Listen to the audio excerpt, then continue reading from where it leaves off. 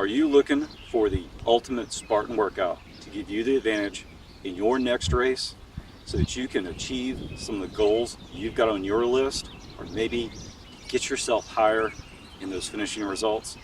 Well, in this video, I'm going to go over the fundamentals of one of my favorite Spartan workouts that helps me get ready for every race.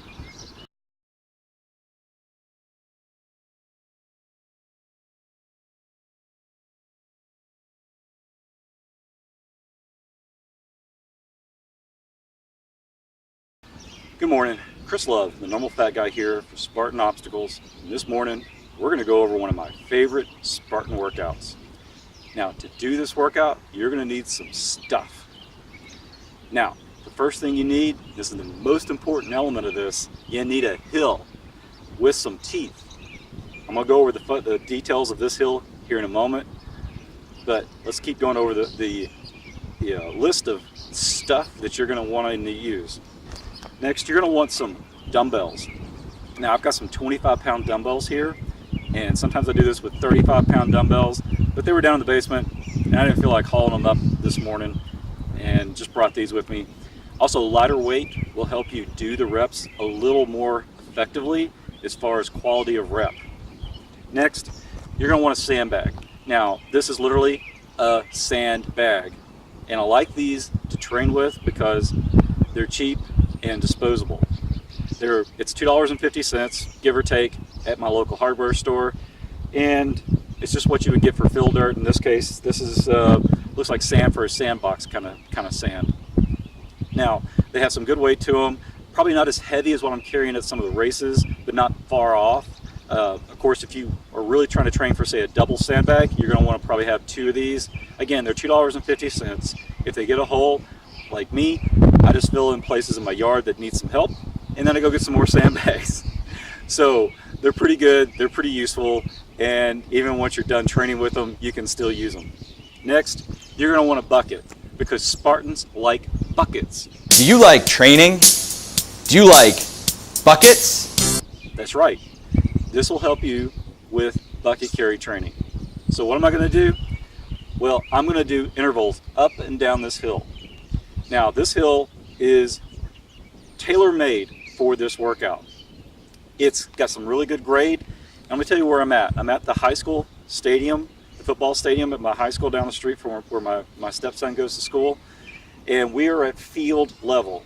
Now, this hill actually goes down behind the camera there, and it curves around. That's why I didn't go down to the very bottom of the hills, because you couldn't see the top of the hill. But it goes around about another, I don't know, 30 to 40 yards down there. Probably drops at least another 30 feet straight down. Not straight down, but obviously it's 30 feet lower than what I'm at right now.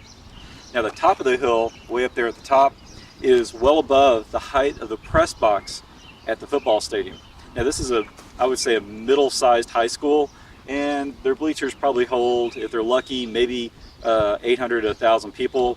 So maybe you can do the math, you can kind of get the idea of what their home stands look like. Now, they got 29 rows on them.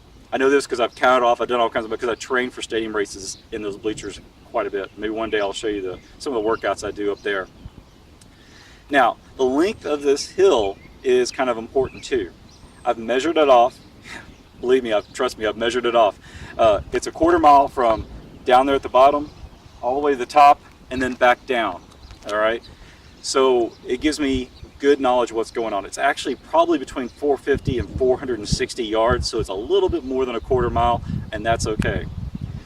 I want you to try to find some sort of hill that you can train on with similar kind of characteristics. If you find a hill that's maybe 0.15 or 0.2 miles, adjust your reps maybe accordingly. But the number one thing you want to do is you want to find a hill that's got some good grade on it. I don't know what the percent grade is here, but I can tell you that ain't that easy running up that hill. I do kind of try to push it as much as I can, and it takes a lot out of you. It really takes the starch out of you. Now, this morning, what I'm going to do, and I'm not going to videotape it because it's going to be boring watching me, is I'm going to try to do 3 to 3.5 miles. So that's going to be 12 to 14 reps back and forth up and down this hill. Now, the way this workout's going to go is I'm going to do the first rep just running up and running back down. And the next rep, I'm going to grab the dumbbells and I'm going to farmer's carry them up. And I'm going to try to see how fast I can farmer carry them up. I will drop them at the top, I'll run back down, turn right around, and run back up. Now, I may do some variations on it, mixing in some of these next elements. Next, well, when I come back down, I'll bring the dumbbells with me. The reason why I don't just haul them up and haul them back is, man, my forearms are just killing me by the time I get up there. I'm not even sure I can get back down with them. Probably the first time I could do that, but trust me, the second and third time of doing that, probably not going to happen. I can tell you, even with 25-pound dumbbells, my forearms really get wrecked. Next, I'm going to do the sandbag. I'm just going to haul it back up, and I will haul it back down. It's about a quarter mile. That's probably going to be about the average of a typical Spartan race. It may be longer, especially if it's an NBC race. Just be aware of that. And next, what I'm going to do is I'm going to take the dumbbells and I'm going to put them in the bucket. And this will simulate the bucket carry. And this is going to be multiple use of these dumbbells. So I'm going to have about 50 pounds. For guys in a race, you're looking at somewhere between 70 to 90 pounds in a bucket. Girls is obviously less. I think it's 40 to 60 or 70 pounds, something like that. Depends on the type of stuff they're filling in. Don't worry about it. This is going to make it 50 pounds. If I have the 35 pounds, obviously it's 70 pounds.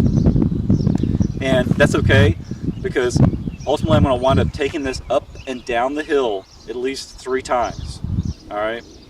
Now, here's another trick to this workout. When I get to the bottom of the hill and the dumbbells are at the bottom of the hill, what I'm going to do is I'm going to do what we call a Spartan maker. And basically, this is a badass burpee. All right. What you're going to do is you're going to burpee with the dumbbells. You're going to go down, do your push-up, do row, row, thrust in, and then thrust up. All right. So you're going to get a good multifaceted work. I'm going to do 5 reps of those. We had a lot of rain yesterday. I'm going to get really muddy today, I think. But that's okay. We're Spartans. It's okay. All right. So probably when it's all said and done, I will probably wind up doing, I don't know, 25 or so, maybe more, probably more like 40 Spartan makers on this particular day. Again, I'm going to try to do 12 to 14 laps. And this is a great workout because you're going to get your running in. You're going to get your running in at a hill.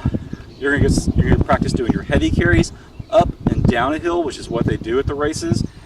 You're going to do these Spartan makers, which are going to kind of simulate trying to do an obstacle, trying to put your body under a different strain than the aerobic strain of running. And so you're going to go through those system changes. And that's very important when you're training for a Spartan race, because you may be running and then you got to stop and you got to pull that Herc hoist. Then you got to get up and run again, and then maybe you're going to do monkey bars. And then you're going to run again, and then maybe you're going to do, you know, a wall climb or something like that. You're going to do all kinds of changes in your system.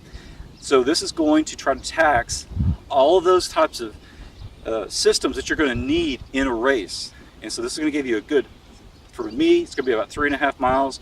The reason why I'm picking 3.5 miles is because that seems to be where they're standardizing the stadium races, and I'm going to be at Lambeau Field this week. So this race, or this workout, should help me get ready for that race. So if you got any questions or comments, leave them in the sections below. Definitely like and subscribe to the channel.